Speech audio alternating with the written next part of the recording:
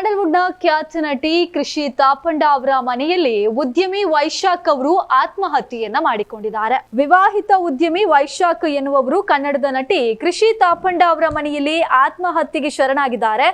RR ನಗರದ ಪ್ರತಿಷ್ಠಿತ elegance apartment ನಲ್ಲಿ ದುರಂತ ಸಂಭವಿಸಿದೆ. ಇನ್ನು ಲಭ್ಯವಿರುವ ಮಾಹಿತಿ ಪ್ರಕಾರ ನಿನ್ನೆ ರಾತ್ರಿ ನಟಿ ಕೃಷಿ ತಾಪಂಡ ಫ್ಲಾಟ್ಗೆ ಬಂದಿದ್ದ ವೈಶಾಖ್ ಮನೆಯಲ್ಲಿ ಯಾರೂ ಇಲ್ಲದ ಸಮಯವನ್ನ ನೋಡಿಕೊಂಡು ಫ್ಯಾನ್ಗೆ ನೇಣು ಬಿಗಿದುಕೊಂಡಿದ್ದಾರೆ ಎನ್ನಲಾಗಿದೆ.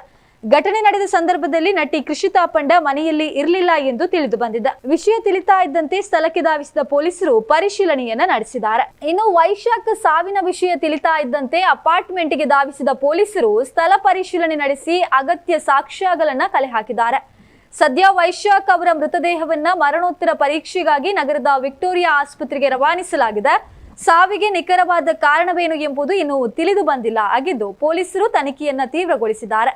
ಈ ಹಿಂದೆ ಉದ್ಯಮಿ ಅರವಿಂದ್ ರೆಡ್ಡಿ ಅವರಿಗೆ ಬೆದರಿಕೆ ಹಾಕಿದ್ದ ಮತ್ತು ಬ್ಲಾಕ್ ಮೇಲ್ ಮಾಡಿದ ಪ್ರಕರಣದಲ್ಲಿ ಇದೇ ವೈಶಾಖ್ ಅವರನ್ನ ಪೊಲೀಸರು ಬಂಧಿಸಿದ್ರು.